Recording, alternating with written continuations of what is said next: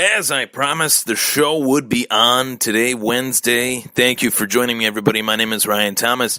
You're tuning into the Thomas Take Sports Podcast live on Spreaker.com, YouTube, Twitter, and Facebook. Back again for another edition of the podcast. This one is not a visual one. This one will be audio, live on Spreaker.com. As I said, streaming on Spreaker.com.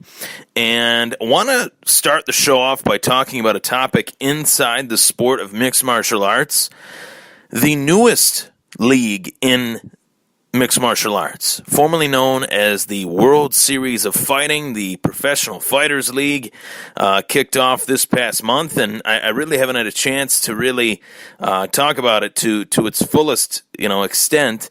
I touched on it a little bit in one of the prior shows that I did, but haven't really had the chance to touch on it once again. And I just want to talk about whether or not I believe that this league in MMA can survive. Now, I want to let it be known right out of the gate here that I really do hope that this league survives. I really hope that the Professional Fighters League finds success, has success, because I want this sport, MMA, to flourish. I want it to get better. I want it to get bigger, better, and become a mainstream sport, because I think it deserves to be, and I think it already is. But rather than just having the UFC, rather than having Bellator, which has definitely grown leaps and bounds, especially in the last 3 years, I've talked about that a great deal on the show.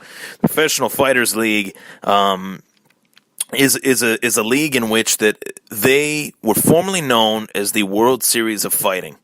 They churned out some very, very talented fighters that not many people realize, are some of the biggest names in the UFC currently. Two names that come to mind: Justin Gaethje and Marlon Moraes. So Marlon Moraes is probably next in line for the UFC bantamweight title shot. Justin Gaethje has fought in 3 very high-profile fights, one versus Michael Johnson in the UFC, one versus Eddie Alvarez, and the other versus Dustin Poirier. His bouts with Poirier and Alvarez were losses, but were very, very exciting. His fight versus Michael Johnson was very exciting as well. The style in which Justin Gaethje fought in the UFC, he brought to the World Series of Fighting, that allowed him to get that exposure from that experience in the World Series of Fighting, and it got the UFC's attention. That is something that I would expect to happen, with this new league. Being that the World Series of Fighting was out of commission for a little while, they were going through this name change run by Ray Sefo, a former MMA fighter and kickboxer. It allowed them to somewhat get some new talent, allowed them to kind of bring in some fighters of name value, guys like Will Brooks, who were former champions in another company known as Bellator MMA. Guy owns wins over Michael Chandler, and had a bumpy UFC career, but is still a name in this sport. There's been plenty of fighters that have gone over to the PFL that, have definitely name recognition. One of which is a female, Kayla Harrison. Kayla Harrison's a fighter that I am very excited to see her transition from judo to MMA. She was a Olympic gold medalist in judo, the only USA gold medalist in judo. Ronda Rousey can't even say that, being that she was the bronze medalist. Kayla Harrison won gold. Her transition into MMA, she has a very realistic shot at being a superstar, being that Ronda has kind of paved that path for judoka practitioners to move into MMA. But the real question is, can this league survive? One of the things that they've advertised heavily, one of the dynamics of this league that they've advertised heavily, is the fact that it does have a regular season. It does have a playoff. It does have a very interesting pay structure. The winner of these quote-unquote seasons, as these matchups are made, as these regular season matchups are made, whoever wins this season in that weight class and becomes the champion will be heavily paid. These payouts are over $1 million bucks.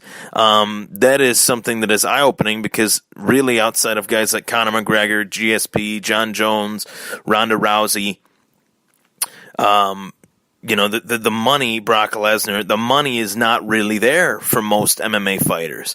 So for a newfound league to have this ability to pay fighters at the length that the PFL is willing to go, that is very, very intriguing to me. That could be intriguing for the reason that, it gives the opportunity for a fighter to make more money. It could be intriguing for the fact that I am a little bit concerned about how a new promotion that is just starting out, that doesn't really have the well-known draws to the casual fans. I mean, I am a hardcore MMA fan. I know who Will Brooks is. I know who Kayla Harrison is. I know, a few of the fighters on the roster. Casual fans do not. So the attention is not really on this league yet. They have a great broadcasting deal with NBC Sports. They have the ability to really be brought out to the masses. They have the ability to be broadcasted, nationwide. But I am a little bit concerned. Now, one of the dynamics of this that has me, excited is the fact that it is different, and the fact that they've marketed their brand as different from those of the UFC or Bellator. That's very good. That's very good. But what has made them different from the UFC or Bellator is something that has somewhat already been tried. The UFC, when it first started, was a tournament-style league, obviously, with very limited rules. Bellator, under the Bjorn Rebney era, they were, a tournament organization. And when I look at the description, which they have a great logo, by the way, when I look at the description, the Professional Fighters League, formerly known as the World Series of Fighting, is a mixed martial arts league. It is the first professional MMA organization to present MMA in a format where individual athletes compete in a regular season, quote, win or go home postseason and championship.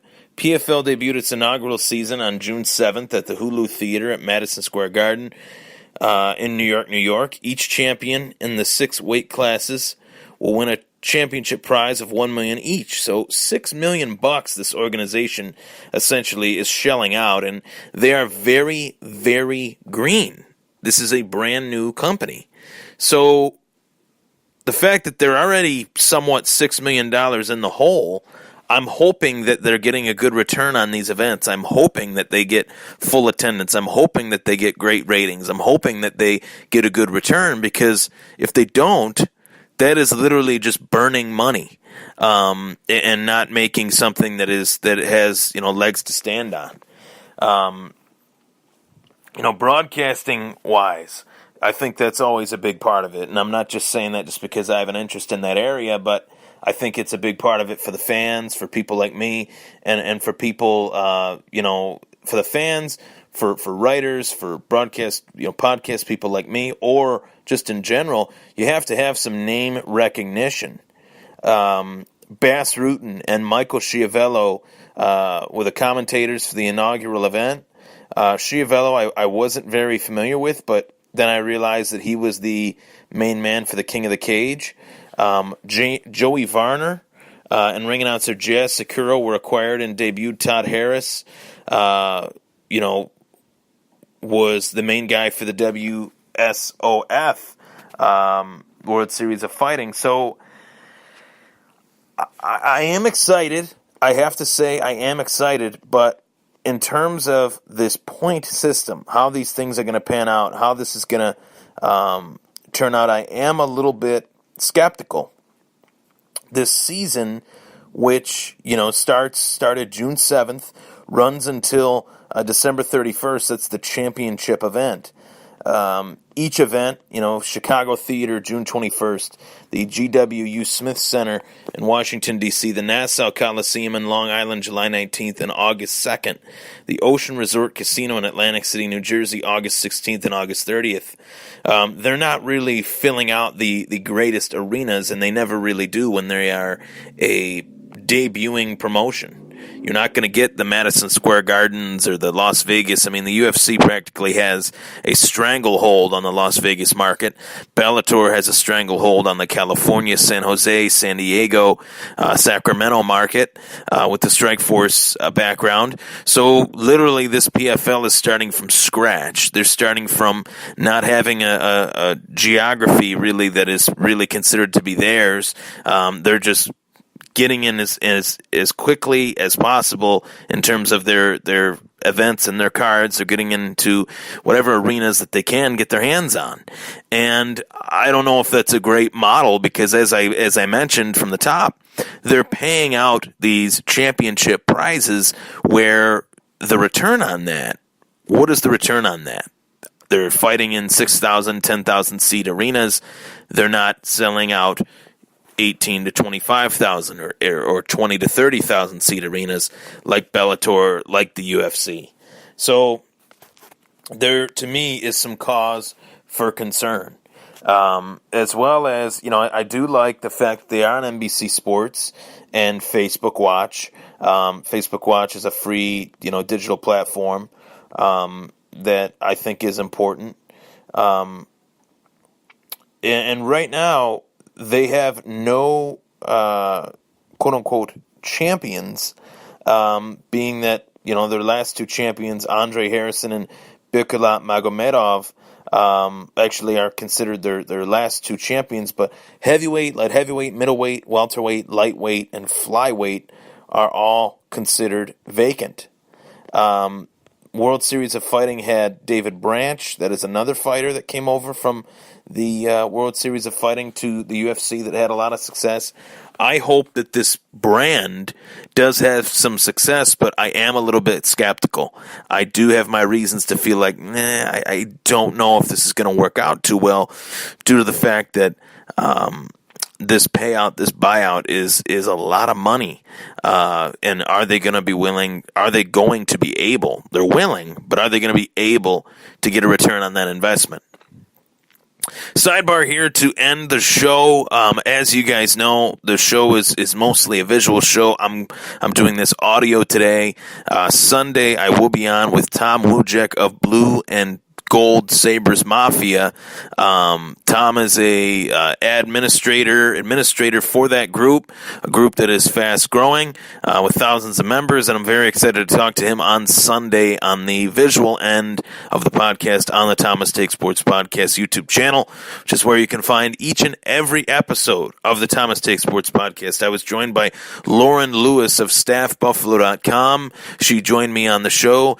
She also talked about StaffBuffalo.com in her radio show, Western New York at Work, 15:20 a.m., Sundays, 10 a.m.